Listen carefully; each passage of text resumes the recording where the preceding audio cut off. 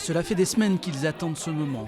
Dans quelques minutes, ces jeunes du Clos Taureau vont rencontrer au cinéma Bonne Garde leur idole, le comédien nantais Ahmed Silla, venu présenter son film L'Ascension. C'est un gars des Dervalières et voir qu'il a percé maintenant, fait des films et tout, c'est toujours plaisir. Lui c'est un modèle parce que maintenant on le connaît sur toute la France. Il joue dans des films, il fait le Marrakech du rire, c'est un truc quand même. Dans le cadre d'un projet de sensibilisation au cinéma, ces jeunes de la Corse se sont lancés le défi de faire venir l'humoriste Paris Gagne. Ça leur donne l'occasion de garder en tête que lorsqu'on veut quelque chose, on peut l'avoir à condition de déployer les moyens et surtout d'être motivé, de croire en ses propres compétences et en ses propres moyens. Et à l'issue de la projection, Ahmed Silla est bien là, prêt à jouer le jeu pour une demi-heure de questions-réponses, parfois déroutantes. Bon, toi, t'as envie de faire de la scène, c'est ça? Tu sais pas? Tu te tâtes un peu encore?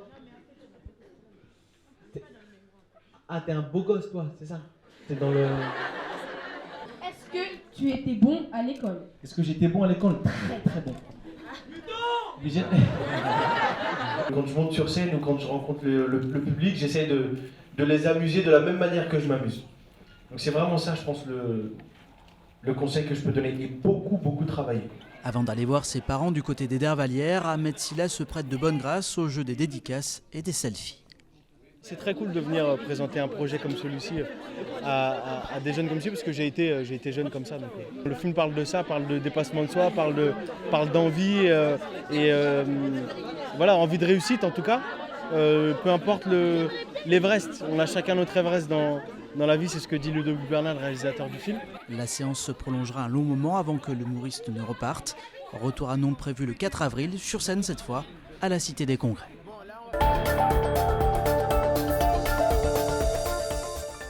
Avec son environnement high-tech et son ambiance futuriste, on pourrait presque s'imaginer dans une salle de la NASA. Mais en réalité, nous sommes dans la salle de commande de la centrale de Cordemais. En 2 ans de travaux, l'équipement a bien changé et le confort des salariés aussi. Donc les travaux, déjà, ça nous a permis de travailler dans un environnement serein, déjà, rien qu'au niveau du bruit. Beaucoup moins de bruit en permanence, l'éclairage qui a été revu aussi. Puis bon, c'est quand même agréable de travailler dans un environnement neuf. Et cette salle de commande, c'est un peu le système nerveux de la centrale. Sur des dizaines d'écrans, des schémas, des graphiques, des données chiffrées, autant d'informations nécessaires pour gérer les 2 tranches charbon de l'unité. Ici, 24 heures sur 24, des opérateurs se relaient pour surveiller la pression, la température et le bon fonctionnement de la production. Et la modernisation de l'équipement a permis de passer au tout numérique. Alors avant, tout ce qui était pilotage de tranche, je faisais sur des anciens pupitres avec des TPL, donc des boutons poussoirs pour mettre en service ou hors service des différents systèmes. Et avec des systèmes d'enregistreurs, donc des plumes qui écrivaient sur des enregistreurs, sur des rouleaux papier en fait. Et donc maintenant tout est passé en numérique, donc c'est beaucoup plus flexible. Ça permet un pilotage beaucoup plus simple, beaucoup plus d'automatisation. Et cette nouvelle salle de commande rentre dans le cadre d'un investissement global de 350 millions d'euros pour moderniser la centrale. Depuis le début de l'année, à cause du grand froid, l'unité EDF de Cordemais a produit un volume d'énergie déjà supérieur à l'ensemble de l'année 2016.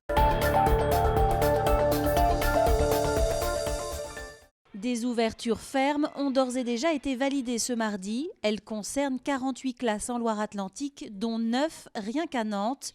D'autres communes en forte croissance comme Bouguenais ou Trélières voient la création de respectivement 3 et 2 classes. Pour beaucoup d'établissements, il va falloir faire de la place dans les locaux ou installer des modulaires, car seulement 3 créations d'écoles ont été décidées, à Blain, Saint-Hilaire-de-Clisson et Tréfieux. En parallèle, 28 classes vont fermer dans le département. À noter également la fusion de 2 écoles à Saint-Herblain, celle de Condorcet avec la Bernardière. Une autre réunion est prévue en mai pour décider de l'ouverture potentielle de 15 classes et la fermeture possible de 10 autres. Malgré la demande du SNUIPP, les seuils d'ouverture restent fixés à 26 élèves en élémentaire et 32 en maternelle. Le syndicat a déjà prévu de déposer un préavis de grève pour le 16 mai, jour du prochain comité technique.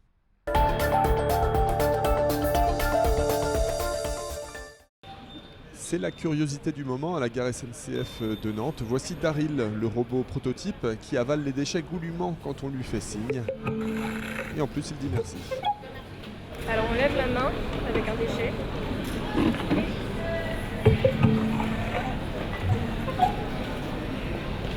Ça fonctionne à tous les coups? Trois quarts du temps. Le ratio est tout à fait correct pour une machine actuellement à l'état de test. Alors Baril, notre poubelle mobile, comporte 3 types de capteurs. Un qui lui permet d'avancer, de repérer un environnement et d'éviter les obstacles. Un autre qui lui permet de repérer les gestes, qui est une caméra 3D qui se trouve là. Et aussi un capteur qui lui permet de voir le taux de remplissage et de prévenir les agents en entretien à partir du moment où la poubelle est pleine. Ça lui permet aussi de repartir sur son emplacement de garage pour être vidé. Créé par une start-up à la demande de la SNCF, Baril est testé dans plusieurs gares pour évaluer sa véritable utilité. Un peu gadget, hein. Mais bon, pourquoi pas. Ouais, c'est amusant déjà, ça distrait, ça permet d'attendre le train. Mais bon, est-ce qu'il est déjà au point Pas dit. Et en attendant de trouver sa place dans les gares, Baril est déjà doué d'une fonction inattendue. Il est, paraît-il, un excellent compagnon pour danser la valse.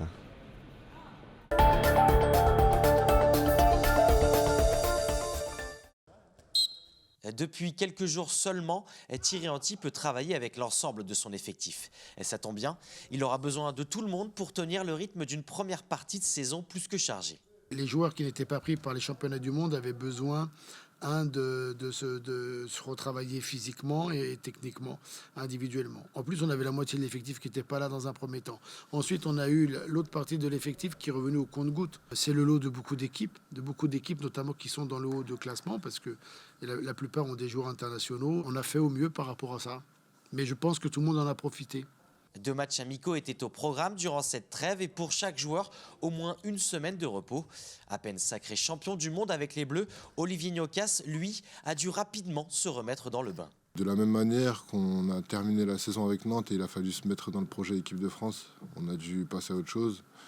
Et là, ça va se faire de la même manière. J'ai pas eu le temps de beaucoup m'entraîner avec les gars cette semaine, mais voilà, c'est comme le vélo, ça s'oublie pas. On est encore en jeu dans toutes les compétitions, on va essayer d'aller chercher le maximum possible et on fera les comptes et on se reposera à la fin. Un autre déplacement attend justement les joueurs du H samedi, cette fois à Braga en Ligue des Champions pour conserver la première place de son groupe.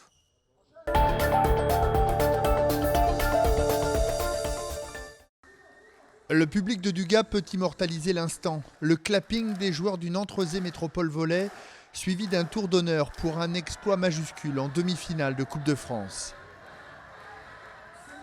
Loin d'être favoris, les hommes de Martine Demar ont pourtant dominé cette rencontre face au 2e de la Liga Montpellier sans jamais vraiment trembler. On s'est fait un peu peur quand même, mais j'avoue qu'on a joué très bien les 2 premiers sets avec une certaine agressivité et combativité qui fait la différence. Mais après, il y a 2-3 détails au 3e set, 2-3 points qui justement, au coude à coude, nous fait perdre sous 7, qui peut nous faire mal au bout du compte et au final, on reprend bien derrière. Pour entretenir le suspense d'un 4e set, lors duquel les Nantes-Roséens, poussés par un public chauffé à blanc, vont prendre le large pour finalement l'emporter 25-20 et déjouer tous les pronostics. C'est un exploit, mais je pense qu'on savait dans notre tête qu'on pouvait y arriver, qu'il ne nous manquait pas grand-chose et on l'a trouvé et on a enfin récompensé nos efforts. Même en championnat, on n'était pas bien, on est sur 2 victoires de suite, 3-0. On attendait ce match depuis longtemps, ça fait déjà 8 ans que je suis à Nantes. Et entre guillemets, j'ai jamais joué finale, mais c'était tellement difficile, tellement compliqué jusqu'à finale. Et pour la première fois, on est arrivé, dans ce cas, je suis très content par mon joueur, je suis aussi très content par moi-même. Des larmes de joie enfin pour le président Thierry Rose et un soulagement après un début de saison compliqué. C'est le plus beau moment, ouais. C'est magnifique parce que le mois de décembre c'est pas facile, au mois de début janvier aussi. Et on ouvre une nouvelle page de l'histoire du club là. Voilà, c'est le final. Une finale face à Ajaccio qu'il faudra gagner pour vivre un autre moment historique de ce surprenant NRMV.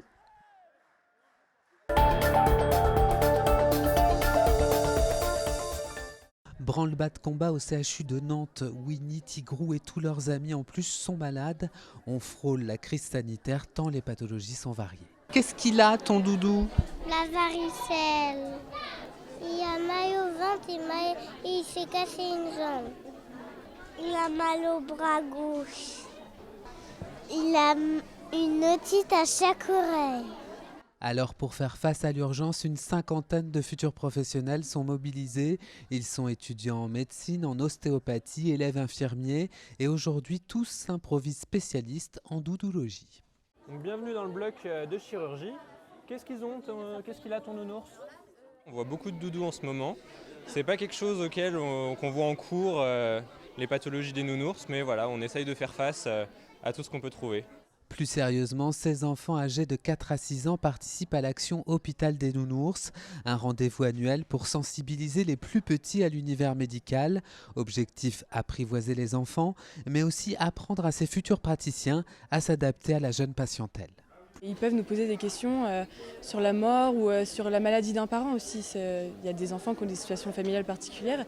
Alors on a organisé une réunion avec une psychologue pour les bénévoles. Elle a permis de nous donner des pistes de réponse, d'appréhender ces questions en fait. Cette année, ils étaient 458 enfants à participer à l'Hôpital des Nounours.